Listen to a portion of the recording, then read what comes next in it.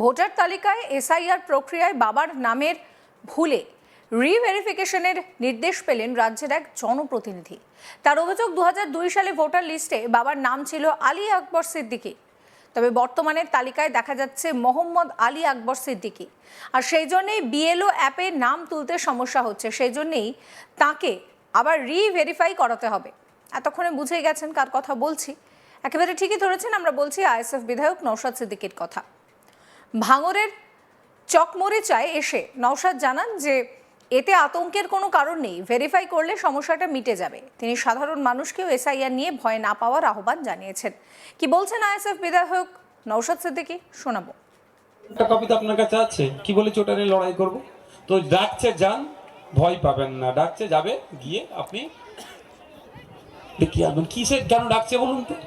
আমি আমারটা বলি, আমার আব্বার 2002-এর ডে দিয়ে তো আমি পার হয়েছি, যেমন নিচের ডান দিকের বক্সটা করতে হয়েছে। সেই সময় আমার আব্বাজির ভোটার লিস্টে নাম ছিল আলী আকবর সিদ্দিকী, আর এখন মোহাম্মদ আলী আকবর সিদ্দিকী। এই যে মোহাম্মদ আলী আকবর সিদ্দিকী আর আলী আকবর সিদ্দিকী, এই মোহাম্মদটা এক্সট্রা আসার জন্য আমাকে একবার ডেকেছে, কাগজটা করতে হবে, কি বলে এটাকে আপলোড করতে হবে ডকুমেন্টস নিয়ে।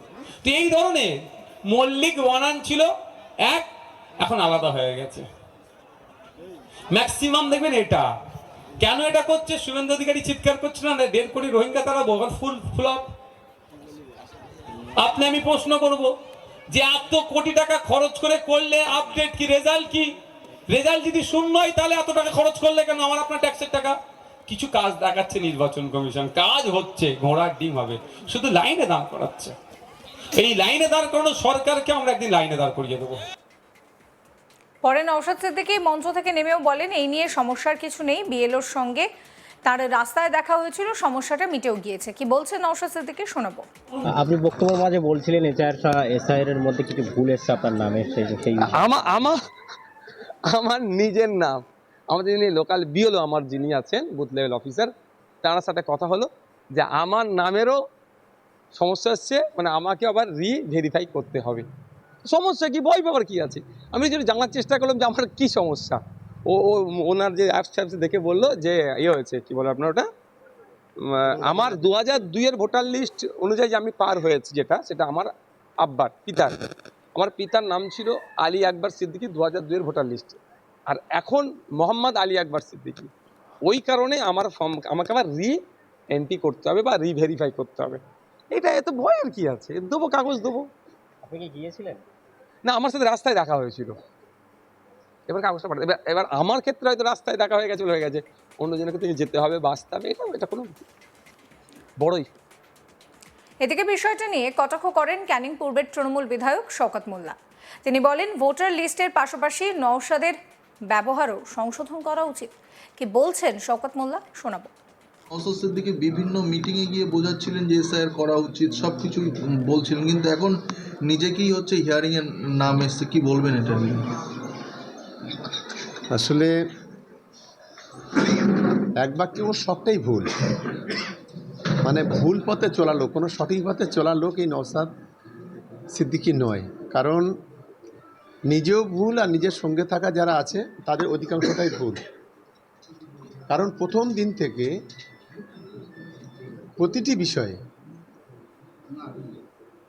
ওকে আমি বলবো, একটা পরামর্শ দেব যে নিজেকে সংশোধন আগে করো। যেমন ভোটার লিস্টটা সংশোধন তোমাকে করতে হবে, তেমনি নিজের ব্যবহার, নিজের আচার আচরণটাও সংশোধন করতে হবে। এটা করা উচিত বলে আমি মনে করি। এবং এসআইআর নিয়ে প্রথম দিন থেকে, যেদিন থেকে তৃণমূল কংগ্রেস, বিজেপি যেদিন থেকে এই এসআইআর কর্মকাণ্ড শুরু করেছে, সেদিন থেকে তৃণমূল কংগ্রেস এর বিরোধিতা করে আসছে। আর বিজেপির বিশেষ করে তাদের দালালতি করছে এই নওশাদ প্রথম দিন থেকে। কিন্তু আজকে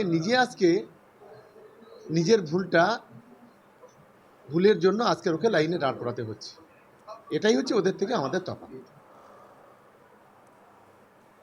এই নিয়ে আমার কালিক প্রসেনজিৎ সাহা একটি রিপোর্ট দিয়েছেন, সেই রিপোর্ট রইল আপনাদের জন্য।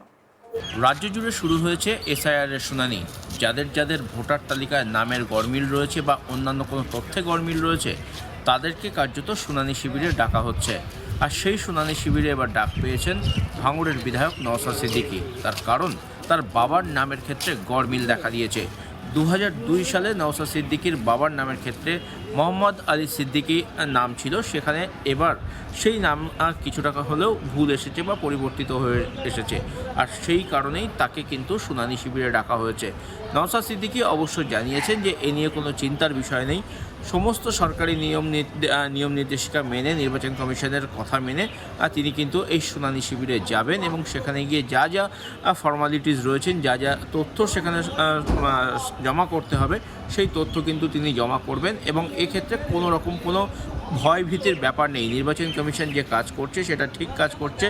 ভোটার তালিকা সংশোধন হওয়া প্রয়োজন এবং স্বচ্ছ ভোটার তালিকা সাধারণ মানুষের সামনে আসা প্রয়োজন, যাতে কিনা সঠিকভাবে নির্বাচন প্রক্রিয়া সম্পন্ন হয়। যদিও নওশাদ সিদ্দিকীর এই যে শুনানিতে ডাক পাওয়া বা তার যে বাবার নামের যে গরমিল আছে, যে সংশোধন প্রক্রিয়া করতে হবে, সেই বিষয় নিয়ে কিন্তু ক্যানিং পূর্বের বিধায়ক তথা ভাঙড় তৃণমূল কংগ্রেসের অবজারভার এবং বলা ভালো যে নওশাদ সিদ্দিকীর সাথে যার আদায় কাজ করায়, যার সাপে নেউলের সম্পর্ক, সেই শওকত মোল্লা কিন্তু তাকে কটাক্ষ করতে ছাড়েননি। শওকত মোল্লা জানিয়েছেন নওশাদ সিদ্দিকীর এই ভোটার তালিকা বা তার যে নামের বাবার নামের যে সংশোধন রয়েছে সেটা যেমন করা প্রয়োজন, তেমনি তার ব্যবহারেরও সংশোধনী প্রয়োজন। অর্থাৎ নওশাদ সিদ্দিকীর ব্যবহার ঠিক নেই, তিনি ঠিকঠাক কাজ করেন না, এইভাবেই কিন্তু শওকত মোল্লা তাকে কটাক্ষ করেছেন। আর এ নিয়ে কিন্তু নতুন করে যে রাজনৈতিক চাপানোটো সেটা কিন্তু ভাঙড়ে শুরু হয়েছে এবং দক্ষিণ 24 পরগনার ভাঙড়ে আমরা জানি যে দীর্ঘদিন ধরেই রাজনৈতিক উত্তেজনা রয়েছে এবং সামনে 2026-এর নির্বাচন, আর সেই 2026-এর নির্বাচনকে কেন্দ্র করে আবারও যে ভাঙড় উত্তপ্ত হতে চলেছে তা কিন্তু প্রত্যেকটি পদক্ষেপেই বোঝা যায়। কোনো কিছু ঘটলেই ভাঙড়ে কার্যত আইএসএফ এবং তৃণমূল কার্যত মুখোমুখি দাঁড়িয়ে যায়, একে অপরকে কটাক্ষ করতে ছাড়ে না। কখনো সংঘর্ষের ক্ষেত্রে মারের বদলা পাল্টা মারও কিন্তু সেখানে আমরা দেখেছি। ফলে 2026-এর নির্বাচন যত এগিয়ে আসছে তত কিন্তু রাজনৈতিক যে পরিবেশ সেটা ভাঙড়ে কিন্তু যথেষ্ট উত্তেজনাপূর্ণ হতে শুরু করেছে।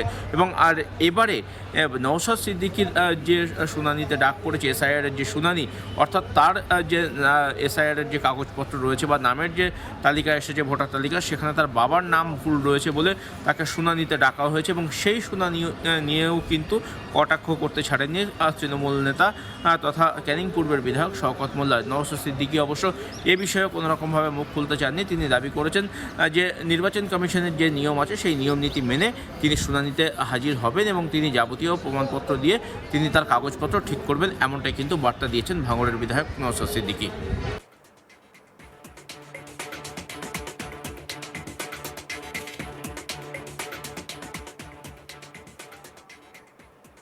সমস্ত খবরের আপডেটের জন্য আপনাদের নজর থাকুক আজ তাক বাংলা চ্যানেলটিকে সাবস্ক্রাইব করতে ভুলবেন না।